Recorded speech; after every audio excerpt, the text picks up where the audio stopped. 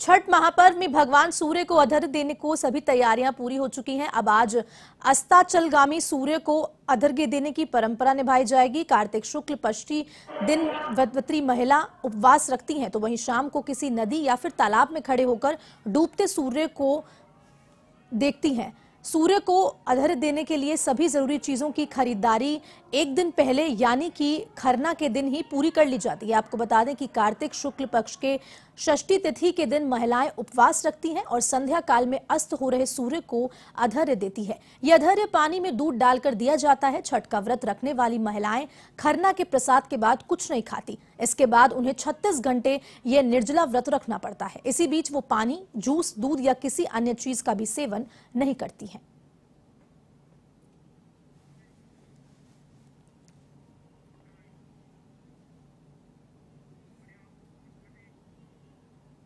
UP के मुख्यमंत्री योगी आदित्यनाथ ने छठ महापर्व को लेकर प्रदेशवासियों को शुभकामनाएं दी हैं। सीएम योगी आदित्यनाथ ने कहा कि छठी मैया की कृपा से हमारे प्रदेश और सबके जीवन में सुख और खुशहाली बनी रहे, ये उनकी प्रार्थना है।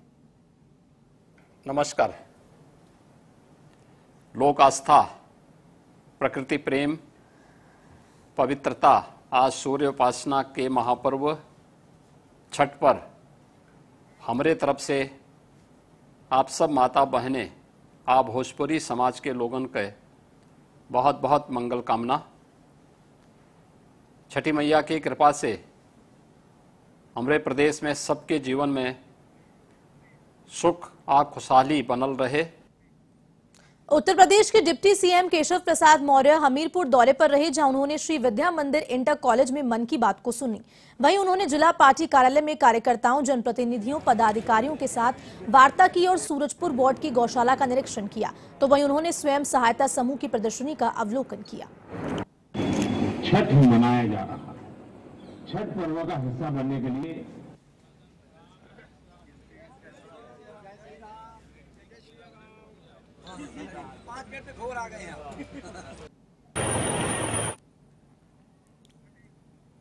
उत्तर प्रदेश के कारागार एवं होमगार्ड राज्य मंत्री धर्मवीर प्रजापति मेरठ दौरे पर रहे। इस दौरान उन्होंने जिला कारागार का निरीक्षण किया और साजकता कैदियों के साथ संवाद भी किया। राज्य मंत्री ने कैदियों से संबंधित और सुधार मुद्दों को लेकर जेल प्रशासन को आवश्यक दिशा निर्देश दिए।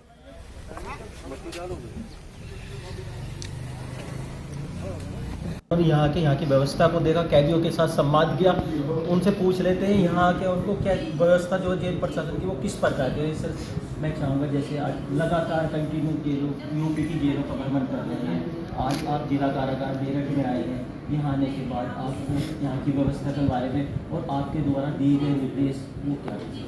देखिए, दीपावली पे पहले हमने निर्देश दिया था कि रक्षाबंधन पे भैया दूज का कार्यक्रम कोई बहन बाहर से लौट के न जाए बिना राखी बांधे। वो कार्यक्रम संपन्न हुआ, अच्छे से संपन्न कराया। 70,448 बहनों की राखी बांधी। फिर भैया दूज पे हमने कहा कि भाई जो भी बहन आए वो अपना भाई का तिलक करे और मिठाई खिलाए, जो व्यवस्थित तरीके से हो। तो मैं लगभग 60,000 के आसपास आंकड़ा पहुंचा है बहनों का, जो बहनें भैया दूज पे अपने भाइयों से मिलने आई हैं।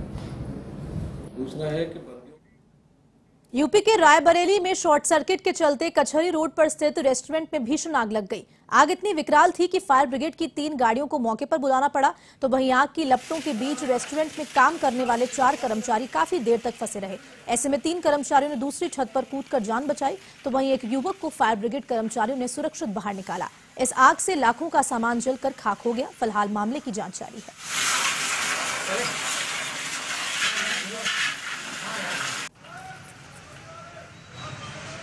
प्राप्त हुई कि पवन नमकीन एंड स्वीट्स हाउस में जो है भीषण आग लगी हुई है। सूचना प्राप्त होती ही फायर सर्विस की यूनिट तत्काल घटना मौके पर आई। विभिषिका की नज़ाकत को देखते हुए 3 गाड़ियाँ तत्काल मौके पर लगाई गई। हम सभी अधिकारीगण, हमारे सभी कर्मचारी को तत्काल मौके पर आ गए थे। काफ़ी भयावह स्थिति थी। ग्राउंड फ्लोर को छोड़ के first floor, second floor, third floor, तीनों फ्लोर की चपेट में आ गए थे। खबर यूपी के फतेहपुर से है, जहां मलवा थाना क्षेत्र में 4 साल की मासूम के साथ दुष्कर्म का मामला सामने आया है।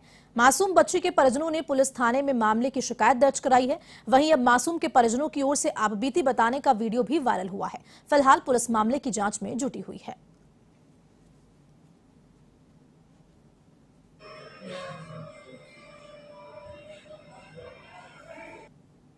थाना मलबा में एक तहरीर के आधार पर दुष्कर्म का मामला पंजीकृत हुआ है, जिसमें पीड़िता और आरोपी दोनों ही नाबालिग हैं।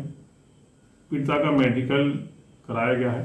मेडिकल के आधार पर, अन्य सबूतों के आधार पर कार्रवाई की जा रही है, जिसमें नाबालिग जो आरोपी है उसको भी बाल संरक्षण अधिकारी ने अपने संरक्षण में ले लिया है।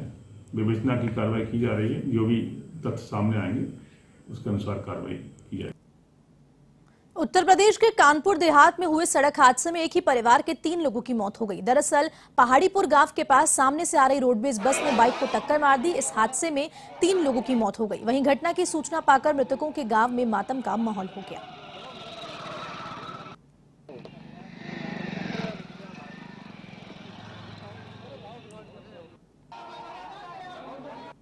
ग्राम पंचायत उसरी में एक ही परिवार के अनुसूचित जात के 3 लोगों की मोटरसाइकिल बस की भिड़ंत में मौत हो गई। ये मौत इतनी गमगीन गांव को दे गई। पूरे गांव में आज चूल्हे नहीं जले और हर आदमी परेशान दिखाई पड़ा। परसों 27 तारीख को पहाड़ीपुर के पास एक घटना हुई थी। 2 लोग मोटरसाइकिल से जा रहे थे। रास्ते में अमन लड़का मिल गया, वहीं बात करने लगे और रोडवेज बस ने आके टक्कर मार दी, जिस पर एक आदमी तो मौके पर मर गया और 2 लोग हर अस्पताल में उनकी। उत्तराखंड के मुख्यमंत्री पुष्कर सिंह धामी ने देहरादून में डाक पत्थर बैराज का स्थलीय निरीक्षण किया, प्रबंधन का जायजा लिया। इस दौरान सीएम पुष्कर सिंह धामी ने संबंधित अधिकारियों से चर्चा की और साथ ही साथ डाक पत्थर बैराज के प्रबंधन को लेकर आवश्यक दिशा निर्देश दिए।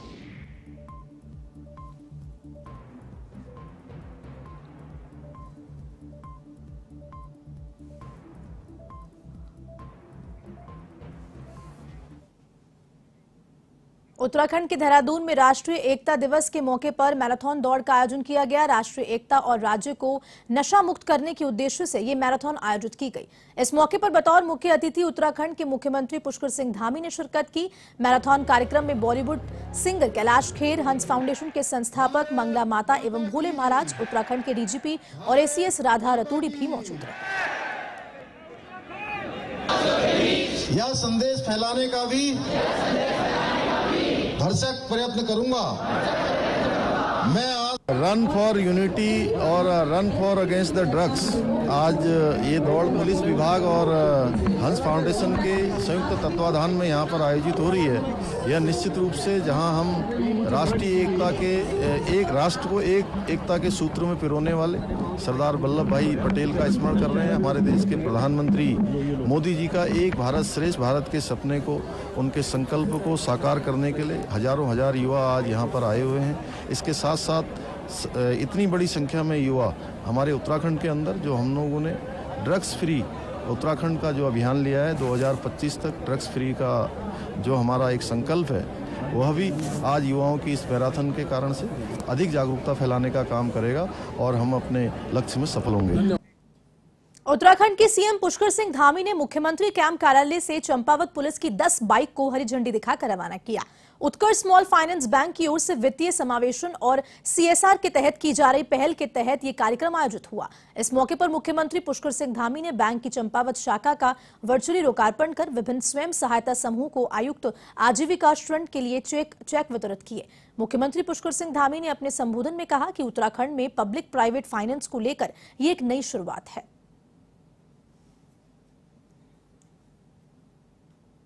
बैंक के द्वारा यहाँ बहुत सारे समूहों को, बहुत सारे रोजगार की दिशा में आगे बढ़ने वालों को बहुत सारे अपने साथ भागीदारी उन्होंने सुनिश्चित की है और नीचे के लेवल पर जाकर जो उन्होंने काम करने का संकल्प किया, उससे निश्चित रूप से एक नया माहौल बनेगा, एक क्रांति आएगी और ऐसे लोग जो समाज के अंतिम छोर में खड़े हैं, ऐसे भाई बहन, उन सभी को आगे आने का अवसर मिलेगा। मैं बैंक के सभी उनके अधिकारियों को, उनकी पूरी टीम को बहुत बधाई देता हूँ।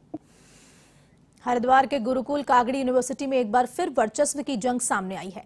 कुलपति और रजिस्ट्रार के विवाद के बीच प्रोफेसर रूपकिशोर शास्त्री को अपनी कुर्सी गंवानी पड़ी है। वहीं विश्वविद्यालय के कुलाधिपति और सांसद सत्यपाल सिंह ने रूपकिशोर शास्त्री को पद से हटाकर यूनिवर्सिटी के सीनियर प्रोफेसर सोमदेव संताशु को कुलपति बनाया है। नवनियुक्त कुलपति सोमदेव संताशु ने यूनिवर्सिटी पहुंचकर अपना चार्ज संभाल लिया है, तो वहीं इस दौरान शांति व्यवस्था बनाए रखने के लिए विश्वविद्यालय में पुलिस बल भी तैनात रहा। गौरतलब है कि प्रोफेसर रूपकिशोर शास्त्री ने 22 अक्टूबर को यूनिवर्सिटी के रजिस्ट्रार सुनील कुमार को पद से हटाकर अपने चहेते पंकज मदान को रजिस्ट्रार बना दिया था। कुलपति ने रूपकिशोर शास्त्री के आदेश को निरस्त कर दिया है। यूनिवर्सिटी को नया कुलपति मिलने से कर्मचारियों और अधिकारियों में खुशी की लहर है।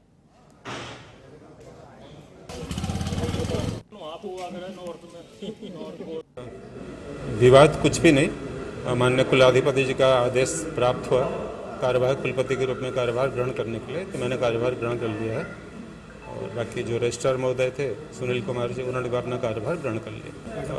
उनको सूचना दे दी गई थी, फिर भी चाबी उन्हीं के रेजिडेंस में है, इस समय अनुपलब्ध है, कहाँ है ये नहीं पता। वो लोगों के 2-3 महीने से वेतन नहीं मिल पाया, मुख्य रूप से तो ये लोगों में आक्रोश का कारण है। और उसमें भी जो सरकार है, सरकार से जो सहायता मिलती है ग्रांट वगैरह, वो नहीं आ पाई, इसलिए नहीं मिल पाया। उसकी व्यवस्था भी करने में लगे हम लोग और प्रयास करेंगे। सबसे पहली प्राथमिकता लोगों को अपना वेतन मिले, जो पेंशन है उनको पेंशन मिले, जिनका प्रमोशन रुका हुआ उन प्रमोशन को संपन्न कराया जाए, प्रमोशन के कार्य को। और सबसे बड़ी बात कि स्वामी दयानंद जी, अमर हुतात्मा स्वामी श्रद्धानंद जी, जिन्होंने विश्वविद्यालय को स्थापना की, उनके लक्ष्य को पूरा करें। उत्तराखंड के रुड़की नगर निगम की ओर से जब्त किए गए सामान को लेकर वेंडर एसोसिएशन आर पार की लड़ाई के मूड में है। बता दें कि रुड़की नगर निगम की ओर से टेलीफोन एक्सचेंज रोड पर अतिक्रमण हटाओ अभियान चलाया गया था, जिसके तहत फुटपाथ पर लगाई गई दुकानों का सामान भी नगर निगम के अधिकारियों ने जब्त कर लिया। वहीं उत्तरांचल बेडर एसोसिएशन के प्रदेश अध्यक्ष अमित अग्रवाल, जिला अध्यक्ष साजिद मालिक के साथ दर्जनों वेंडर नगर निगम पहुंचे और जब्त किए गए सामान को लौटाने की अधिकारियों से मांग की। हम लोगों ने, सभी वेंडरों ने उनका खुले दिल से सहयोग किया था, उनके साथ रहे, लेकिन उस अतिक्रमण हटाते वक्त उन्होंने एक कार्य और किया कि हम लोगों का सामान वो नगर निगम में ले आए, जिससे कि हमारे गरीब लोगों का सामान का भी नुकसान हो रहा है। और उसमें कुछ प्रक्रिया ऐसी भी हुई है कि हमारे परिवार का कोई सदस्य अगर हॉस्पिटल है और वो वहाँ गया हुआ था, तो उसकी ठेली भी वो ले आए। जैसे कि मेरा एक छोटा भाई कहाँ गया, इसकी सेब की ठेली है, इसकी कल वाइफ का ऑपरेशन था, ये मौके पे नहीं था, तो इस गरीब आदमी की क्या गलती है। अल्मोड़ा में खेल प्रतिभाओं को बढ़ाने के उद्देश्य से जिला प्रशासन ने स्थानीय स्टेडियम के जीर्णोद्वार की कवायद तेज कर दी है।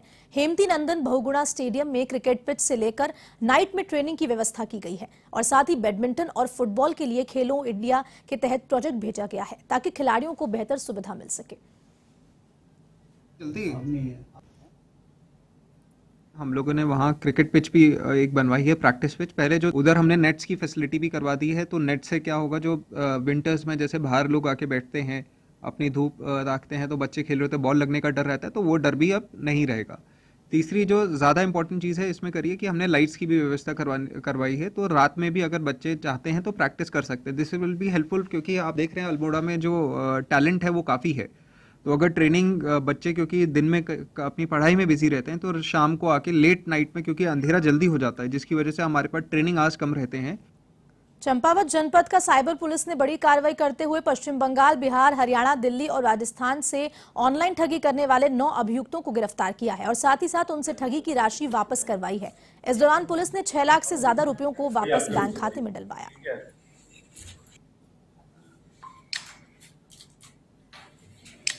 बड़ी उपलब्धि है सर। हाँ यार, ये वास्तव में मैं मानता हूँ कि काफी भेजी हुई थी, मैंने सिर्फ एक्सेप्ट की थी, उससे मेरे पैसे अपने आप कटते गए और मेरे पैसे भी मुझे पूरे मिल चुके हैं। इसमें मैं पुलिस का बहुत बहुत धन्यवाद करती हूँ कि इन्होंने मेरे पैसे दिलाने में मेरी सहायता की। सर, मेरा पतंजलि योगपीठ में आँख के इलाज के लिए मैंने उस साइट पे गया था, तो वहाँ से ठगी हुई मेरे साथ, और तो मुझे वो विश्वास नहीं था कि मेरे पैसे वापस आएंगे क्या। मैं तो पुनः आप सभी चंपावत साइबर टीम, समस्त पुलिस टीम का बहुत बहुत आभार ज्ञापित करता हूं। भाजपुर में किच्छा के पूर्व विधायक राजेश शुक्ला ने छठ पूजा का आयोजन करने वाली समिति के पदाधिकारियों को सम्मानित किया।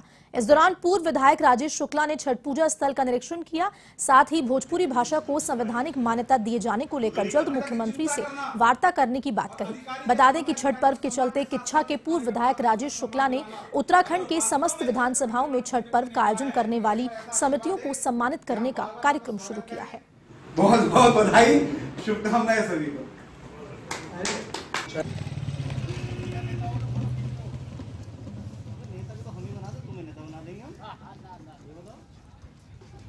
समिति अध्यक्ष संतोष कुशवाहा जी के अगुवाई में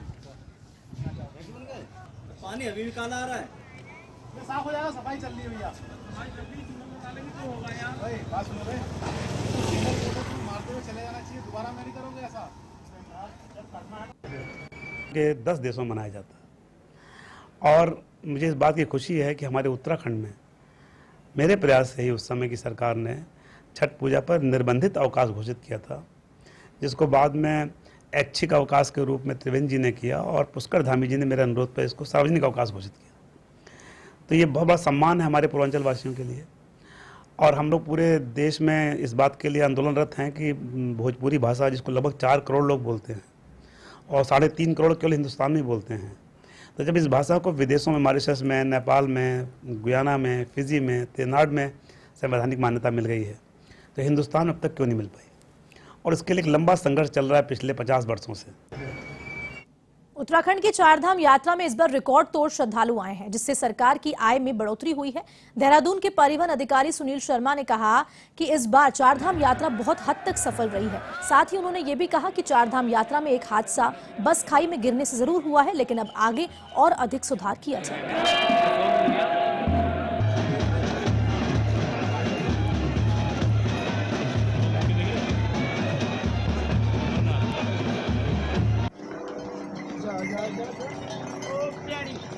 मैं चारधाम के बारे में बताना चाहूंगा कि इस बार रिकॉर्ड नंबर के यात्री हमारे पास आए थे। एक अनफॉर्चुनेट एक्सीडेंट जरूर हुआ है, उसके अलावा हमारी चारधाम यात्रा बहुत सक्सेसफुल रही है और बहुत अच्छा मैनेजमेंट रहा है। हमें इसमें और इम्प्रूवमेंट करने की जरूरत है, तो अभी से ही हम लोगों ने प्लानिंग शुरू कर दी है कि आम यात्रियों को ज्यादा से ज्यादा बसेस मिले।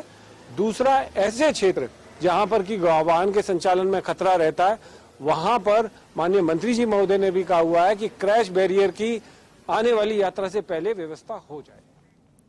चंपावत के लोहाघाट में नशा मुक्ति और लोगों को स्वरोजगार से जोड़ने के लिए जिलाधिकारी नरेंद्र सिंह भंडारी के नेतृत्व में नई पहल शुरू की गई है। इस दौरान मनरेगा के अंतर्गत मत्स्य तालाब निर्मित कर मत्स्य पालन को बढ़ावा दिया जा रहा है, जिससे कि स्थानीय लोगों की आजीविका में वृद्धि के साथ लोगों को स्वरोजगार मिल रहा है। साथ ही लोगों को नशे से भी मुक्ति मिल रही है। इस नई पहल की शुरुआत लोहाघाट के गौड़ी गांव से हुई है। इस गांव में मनरेगा से 5 मत्स्य तालाब बनाए जा रहे हैं। ग्राम बसान में जो हमारी नशा मुक्ति अभियान में मीटिंग हुई थी, तो पूरे जनपद में जहाँ जहाँ ऐसे खेती होती है भांग की, तो उसको हमको वहाँ पे स्वरोजगार दिया जाना है और उसको हटाया जाना है। तो यहाँ पे जैसे यहाँ पे पानी पास में है, गौड़ी नदी है, तो इसके पानी लेकर यहाँ पे तालाब हम 5 बना रहे हैं और इसको देखा देखी आज धीरे धीरे इसमें 50-60 तालाब बनेंगे। पूरे जनपद में हमको 450 से ऊपर तालाब बनाने हैं। तो नशे से दूर करके स्वरोजगार की तरफ हमारे जो गाँववासी हैं, हमारे जो भाई बहन हैं, उनको ले जाना है। तो इसमें सीडीओ साहब और एसपी साहब सब हम लोग एक टीम की तरह इसमें काम कर रहे हैं। हमारे जनपद में एक नशा मुक्ति को माननीय मुख्यमंत्री द्वारा भी ये बात कही गई है कि 2025 तक पूरे स्टेट को हमें नशा मुक्त करना है। उसी को लेके ये क्रम में एक हमारे द्वारा उठाया गया एक कदम है, जिसमें विशेषकर मैं कहना चाहूँगा पुलिस के साथ साथ अन्य डिपार्टमेंट, सभी डिपार्टमेंट मिलकर ये कदम उठाया है। अभी तक हम लोग नशा मुक्ति के लिए जो ऑपरेशन क्रैकडाउन चला, उसमें हम लोग भांग की खेती को नष्ट कर रहे थे, साथ साथ में जो लोग नशे की तस्करी में उनको हम लोग जेल भेज रहे थे। लेकिन अभी एक नया कदम उठाते हुए जहाँ पर ये भांग की खेती हो रही थी, वहाँ की भांग की खेती नष्ट करने के साथ साथ लोगों को स्वरोजगार हेतु जो एक कदम उठाया गया है, ये इसमें एक नया स्टेप हमने उठाया है, जिसमें यहाँ पर आज ग्राम बसान में हम 5 ये तालाब जो विकास विभाग के द्वारा यहाँ पर जो दिए जा रहे हैं, वो एक अच्छा कदम है, जिससे कि नशा मुक्ति के ऊपर एक कह सकते हैं परमानेंट अंकुश लगाने की तरफ से ये पहला स्टेप में मान सकते हैं। नैनीताल के लालकुआं से है, जहां नैनीताल बरेली हाईवे पर स्थित शमशान घाट में टांडा जंगल से आए जंगली हाथियों ने जमकर उत्पात मचाया। वहीं शमशान घाट से आश्रम को भी जंगली हाथियों ने क्षतिग्रस्त कर दिया। इस दौरान शमशान घाट के बाबा किस्मत नाथ और उनके साथियों ने भागकर अपनी जान बचाई। बता दें कि आए दिन यहां जंगली जानवरों का डर बना रहता है और व्यवस्थाएं सही नहीं होने के चलते सब डर के साए में जीने को मजबूर हैं।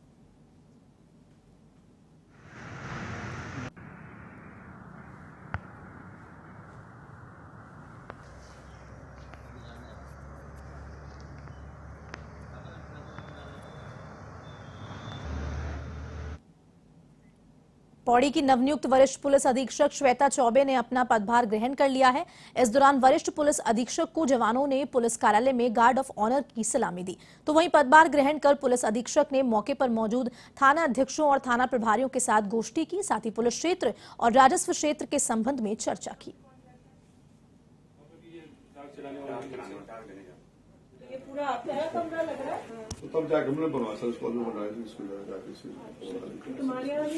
जो सभी थाना प्रभारी हैं, सभी शाखा प्रभारी हैं, उनसे भी बैठक की है। प्रायोरिटी में सबको यही बताया गया है कि जो पुलिस का मुख्य काम है, कानून व्यवस्था, लॉ एंड ऑर्डर सिचुएशन जो है उसको बहुत मजबूत रखें, उसको सुदृढ़ और करने की आवश्यकता है। इसके अलावा विक्टिम ओरिएंटेड पुलिसिंग के लिए जो है बताया गया है सबको। फरियादी जो थाने में आता है, जो शिकायत लेकर आता है, उसकी तत्परता से शिकायत का समाधान होना जरूरी है। महिला संबंधी जितने अपराध हैं या जो पीड़िता आती हैं, उनकी शिकायतों के लिए जो संबंधित थानों में महिला हेल्प डेस्क प्रभारी हैं, उनकी शिकायतें सुनी जाएं और उसका तत्काल निस्तारण किया जाए। बदायूं के कादर चौक थाना क्षेत्र के कादरबाड़ी जंगल में गोकशी की सूचना पर पहुंची पुलिस की बदमाशों से मुठभेड़ हो गई। इस दौरान दोनों तरफ से जमकर फायरिंग हुई। वहीं गोली लगने से 2 बदमाशों समेत एक पुलिसकर्मी घायल हो गया। घटना के बाद तीनों को अस्पताल में भर्ती कराया गया, तो वहीं 2 बदमाशों की तलाश जारी है।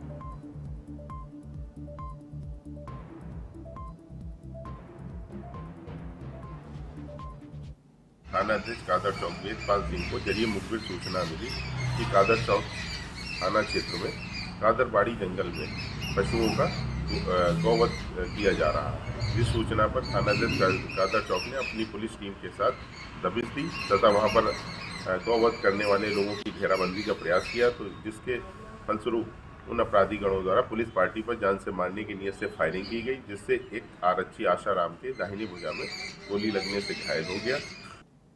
लखनऊ के गुडम्बा स्थित रजौली के खोजीपुरवा गांव में 50 वर्षीय महिला की गला रेतकर हत्या कर दी गई। जानकारी के अनुसार स्थानीय निवासी सलीमुद्दीन घटना को अंजाम देकर मौके से फरार हो गया, तो वहीं घटना की सूचना पाकर पहुंची पुलिस ने मृतक महिला के शव को अस्पताल की मोर्चरी में रखवाया। मृतक महिला की शिनाख्त सायदा बानो के रूप में हुई है, तो वहीं पूरा मामला पुरानी रंजिश का बताया जा रहा है।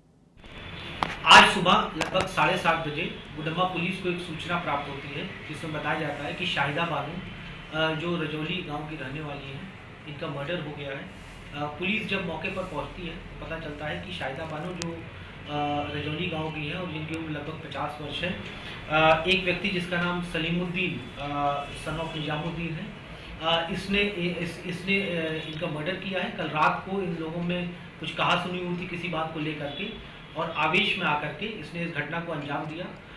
सलीमुद्दीन ये मानसिक रूप से थोड़ा विक्षिप्त बताया जा रहा है। पुलिस टीम इसकी गिरफ्तारी का प्रयास कर रही है। वादी से तहरीर लेकर मुकदमा पंजीकृत किया जा रहा है। बॉडी को पोस्टमार्टम के लिए भेजा जा चुका है और आवश्यक वैधानिक कार्रवाई अमल में लाई जा रही है। यूपी के जालौन में जमीन पर कब्जा करने वाले और सत्ता की धौंस दिखाने वाले नेता को पुलिस ने सबक सिखाया है। अपने चाचा के खेत को जबरन जोतने और रंगदारी मांगने वाले बीजेपी मंडल अध्यक्ष रिशाल सिंह समेत 4 लोगों के खिलाफ जालौन पुलिस ने मुकदमा दर्ज किया है। पूरा मामला कालपी कोतवाली क्षेत्र के कुटरा मुस्तकिल का बताया जा रहा है।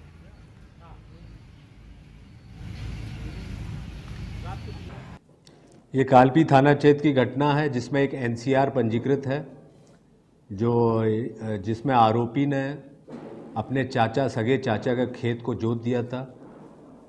इस घटना पे एक एनसीआर पंजीकृत है और जो उसमें विधिक कार्रवाई है वो की जा रही है। हमारी ज़मीन मेरी पत्नी के नाम 5 एकड़ ज़मीन है। वो रिसाल सिंह मंडल अध्यक्ष, वो इसने बोई हुई फसल 4-4, 2-2 आंगूर की मेरी सरसों हो गई थी, उन्होंने बखर दी। और मटर मेरा 4 एकड़ में मटर था, वो मेरा मटर 1-2 आंगुल का हो गया था। सब्जी वाला मटर था सर, जालौन से लाए थे, बहुत महंगा मटर आया था। वो सारा हमारा बो दिया और 3-3 लाख रुपया मांगता है रंगदारी। कहाँ से सर दे दें, नहीं देते, जिसकी ज़मीन कब्जा कर लेता है। जो आदमी पैसा दे देता है तो ठीक है, नहीं तो कब्जा कर लेता है। गाय भैंसें ऐसे ढीलता है, अगर भैंस हाँक के उसके घर ले गए तो आफत है। हरिद्वार में घूसखोरी का खेल धड़ल्ले से जारी है। इसी के चलते विजिलेंस की टीम ने छापेमारी कर तहसील के एक घूसखोर रजिस्ट्रार कानूनगो को रंगे हाथ पकड़ा है। बता दें, हरिद्वार के एक व्यक्ति ने विजिलेंस को शिकायत कर बताया था कि राजेश मारवाहा नाम का कानूनगो दाखिल खारिज करने की एवज में उससे 2800 रुपए की रिश्वत मांग रहा है। ऐसे में विजिलेंस टीम ने जाल बिछाकर आरोपी को गिरफ्तार कर लिया।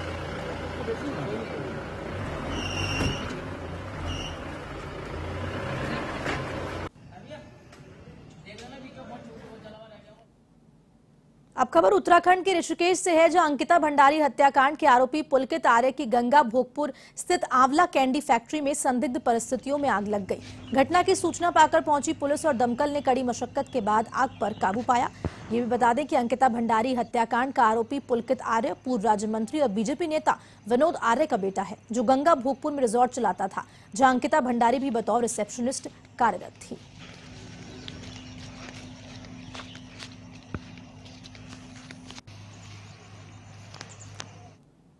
फिलहाल के लिए इस बुलेटिन में इतना ही। आप देश दुनिया की तमाम खबरों के लिए देखते रहिए वन टीवी। नमस्कार।